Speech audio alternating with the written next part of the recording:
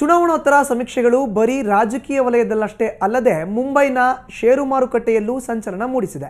ಸಮೀಕ್ಷೆಗಳ ಫಲವಾಗಿ ಸೆನ್ಸೆಕ್ಸ್ನಲ್ಲಿ ದಾಖಲೆಯ ಏರಿಕೆಯಾಗಿದೆ. ದಿನದ ಆರಂಭದಲ್ಲೇ ಸೆನ್ಸೆಕ್ಸ್ 350ರಷ್ಟು ಏರಿಕೆಯಾಗಿದೆ. ಈ ಮೂಲಕ 24,000 ಅಂಶ ಏರಿಕೆ ಕಾಣುವ ಮೂಲಕ ದಾಖಲೆ ನಿರ್ಮಿಸಿದೆ.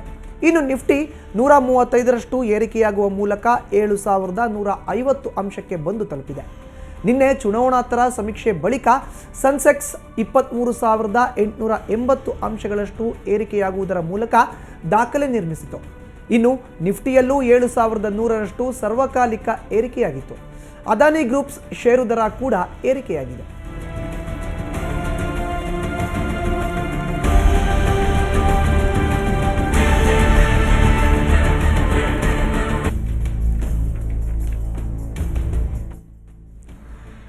ಇನ್ನು ಇದೇ ವಿಚಾರಕ್ಕೆ ಸಂಬಂಧಪಟ್ಟಂತೆ ಹೆಚ್ಚಿನ ಮಾಹಿತಿಯನ್ನು ನೀಡ್ತಾರೆ ನಮ್ಮ ಪ್ರತಿನಿಧಿ ಪ್ರಶಾಂತ್ ನಾತು ಈಗ ನಮ್ಮ ಜೊತೆ ದೂರವಾಣಿ ಸಂಪರ್ಕದಲ್ಲಿದ್ದಾರೆ. ಪ್ರಶಾಂತ್, ಚುನಾವಣೋತ್ತರ ಸಮೀಕ್ಷೆಗಳು ಕೇವಲ ರಾಜಕೀಯ ವಲಯದಲ್ಲಿ ಮಾತ್ರನೇ ಅಲ್ಲದೆ ಈಗ ಷೇರು ಮಾರುಕಟ್ಟೆ ಮೇಲೂ ಕೂಡ ಸಂಚಲನ ಮೂಡಿಸ್ತಾ ಇದೆ. ನಾವೀಗಾಗಲೇ ನೋಡ್ತಾ ಇದ್ದೀವಿ ಸರ್ವಕಾಲಿಕ ಏರಿಕೆಯಾಗಿರುವಂಥದ್ದು. ಏನಿದೆ ಹೆಚ್ಚಿನ ಮಾಹಿತಿ ಇದ್ರ ಬಗ್ಗೆ? ಮತ್ಸದಲ್ಲಿ ಯಾವತ್ತಿಗೂ ಕೂಡ ರಾಜಕೀಯದ ಸ್ಥಿರತೆ ಮತ್ತು ರಾಜಕೀಯದ ಒಟ್ಟಾರೆ ಪ್ರಭಾವ ಷೇರು ಮಾರುಕಟ್ಟೆ ಮೇಲೆ ಯಾವತ್ತಿಗೂ ಕೂಡ ಕಂಡುಬರುತ್ತೆ. ಅದು ಇವತ್ತು ಕೂಡ ನಿನ್ನೆ ಮತಗಟ್ಟೆ ಸಮೀಕ್ಷೆಗಳು ಹೊರಗಡೆ ಬಂದ ಮೇಲೆ ಇವತ್ತು ಕೂಡ ಷೇರು ಮಾರುಕಟ್ಟೆಯಲ್ಲಿ ಅತ್ಯಂತ ಹೆಚ್ಚಿನ ಉತ್ಸಾಹ ಮತ್ತು ಏರಿಕೆ ಕಂಡು ಬರ್ತಾ ಇದೆ. 23,800 ಪಾಯಿಂಟ್ಗಳವರೆಗೆ ಇವತ್ತು ಸೆನ್ಸೆಕ್ಸ್ ನಲ್ಲಿ ಏರಿಕೆ ಕಂಡು ಬರ್ತಾ ಇದೆ. ನಿನ್ನೆ ಕೂಡ ನಿಫ್ಟಿ ಅತ್ಯಂತ ಹೆಚ್ಚು ಏರಿಕೆಯನ್ನ ಕಂಡಿತ್ತು. ಹೀಗಾಗಿ ನಿಶ್ಚಿತವಾಗಿ ಈ ರೀತಿಯಾಗಿರ್ತಕ್ಕಂತಹ ಒಂದು ಮತಗಟ್ಟೆ ಸಮೀಕ್ಷೆಗಳು ಹೊಸ ಸರ್ಕಾರ ಬರುವಾಗ ಹೊಸ ನಾಯಕನ ಆಗಮನದ ಒಂದು ಸುದ್ದಿಯನ್ನ ಮತಗಟ್ಟೆ ಸಮೀಕ್ಷೆಗಳು ತಂದಾಗ ಅದು ಷೇರು ಮಾರುಕಟ್ಟೆಯಲ್ಲೂ ಕೂಡ ರಿಫ್ಲೆಕ್ಟ್ ಆಗ್ತಕ್ಕಂಥದ್ದು ಹಿಂದಿನಿಂದಲೂ ಕೂಡ ನೋಡಿ ಬಂದಿರತಕ್ಕಂಥ ಸಂಗತಿ. ಯಾವತ್ತಿಗೂ ಕೂಡ ಸರ್ಕಾರ ಒಂದು ನಿರ್ಧಾರವನ್ನ ತೆಗೆದುಕೊಂಡಾಗ ಇರಬಹುದು ಅಥವಾ ರಾಜಕೀಯ ಸ್ಥಿರತೆ ಮುಂದುವರೆದಾಗ ಇರಬಹುದು, ಈ ರೀತಿಯಾಗಿರ್ತಕ್ಕಂತಹ ಒಂದು ಉತ್ಸಾಹ ಮತ್ತು ಏರಿಕೆಯ ವಾತಾವರಣ ಷೇರು ಮಾರುಕಟ್ಟೆಯಲ್ಲಿ ಹಿಂದಿನಿಂದಲೂ ಕೂಡ ಕಂಡು ಬರ್ತಾ ಇದೆ. ಈ ಬಾರಿ ಕೂಡ ಅದು ರಿಫ್ಲೆಕ್ಟ್ ಆಗ್ತಾ ಇದೆ. ಮತ್ತದನ್ನು ನಾವು ನೆನಪಿನಲ್ಲಿಡಬೇಕಾಗುತ್ತೆ, ಕಳೆದ 3 ವರ್ಷಗಳಿಂದ ಭಾರತದ GDP ಗ್ರೋತ್ ಏನು ಒಂದು ಕಾಲದಲ್ಲಿ 8% ಮುಟ್ಟಿತ್ತು ಮನಮೋಹನ್ ಸಿಂಗ್ ಅವರ ಮೊದಲನೇ ಅವಧಿಯಲ್ಲಿ, ಅದು ಸರಿಸುಮಾರು 5ರಿಂದ 6 ಬಂದು ನಿಂತಿದೆ.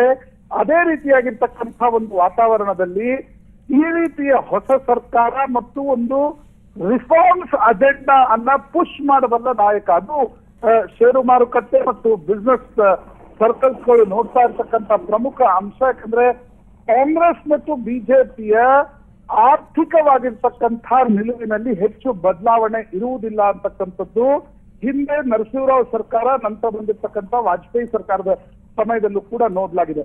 ಹೀಗಾಗಿ ಒಂದು ವೇಳೆ ನರೇಂದ್ರ ಮೋದಿ ಬಂದಲ್ಲಿ ಒಂದು ಸ್ಟ್ರಾಂಗ್ ಲೀಡರ್ಶಿಪ್ ಒಂದು ಕಡೆ, ಇನ್ನೊಂದು ಕಡೆ ರಿಫಾರ್ಮ್ಸ್ ಅಜೆಂಡಾ ಅನ್ನ ಸುಧಾರಣಾತ್ಮಕ ಕ್ರಮಗಳನ್ನ ತೆಗೆದುಕೊಳ್ಳತಕ್ಕಂಥ ಒಬ್ಬ ನಾಯಕನ ಇಮೇಜ್ ಅವ್ರಿಗಿರೋದ್ರಿಂದ ಸಹಜವಾಗಿ ಮಾರುಕಟ್ಟೆಯಲ್ಲಿ ಉತ್ಸಾಹದ ವಾತಾವರಣ ಕಂಡು ಬರ್ತಾ ಇದೆ. ಮತ್ತೊಂದು ಒಟ್ಟಾರೆ ಇನ್ನು ಪ್ರಶಾಂತ್ ನಾತು, ಸಾರ್ವಜನಿಕರ ಒಂದು ಪ್ರತಿಕ್ರಿಯೆ ಹೇಗಿದೆ ಈ ಒಂದು ವಿಚಾರಕ್ಕೆ ಸಂಬಂಧಪಟ್ಟಂಗೆ? ಯಾಕೆಂತ ಹೇಳಿದ್ರೆ ಏಕಾಏಕಿ ಏರಿಕೆ ಷೇರು ಮಾರುಕಟ್ಟೆಯಲ್ಲಿ ಖಂಡಿತವಾಗ್ಲೂ ಸಂತಸ ಇದ್ದೇ ಇರುತ್ತೆ. ಅದನ್ನ ಅವ್ರು ಯಾವ ರೀತಿ ಹೊರ ಹಾಕ್ತಿದ್ದಾರೆ?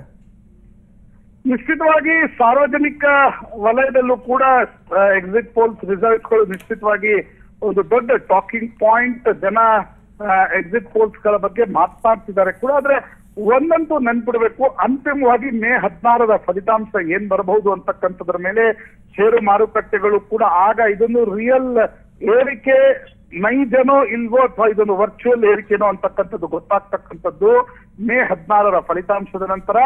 ಸಾರ್ವಜನಿಕರಲ್ಲೂ ಕೂಡ ಒಂದು ಇಂಡಿಯನ್ ಪೊಲಿಟಿಕಲ್ ಲೀಗ್, ನಾವೇನು IPL ಅನ್ನ ನೋಡ್ತೀವಿ, IPL ರಾತ್ರಿ ನೋಡಿರ್ತಾರೆ, ಆದ್ರೆ ಬೆಳಿಗ್ಗೆ ನೆನಪಾರಿರ್ತಾರೆ. ಈ ರೀತಿಯ ಎಕ್ಸಿಟ್ ಪೋಲ್ಸ್ ಫಲಿತಾಂಶಗಳು ಕೂಡ ಅಷ್ಟೇ. ಸಾರ್ವಜನಿಕರು ರಾತ್ರಿ ಅದನ್ನ ನಿಶ್ಚಿತವಾಗಿ ಆನಂದಿಸುತ್ತಾರೆ, ಅದರ ಬಗ್ಗೆ ಚರ್ಚೆಯನ್ನ ಕೂಡ ನಡೆಸ್ತಾರೆ. ಆದ್ರೆ ಅಂತಿಮವಾಗಿ ಮೇ 16ರ ಫಲಿತಾಂಶದ ಬಗ್ಗೆ ಎಲ್ಲರಲ್ಲಿ ಕುತೂಹಲ ಇದೆ.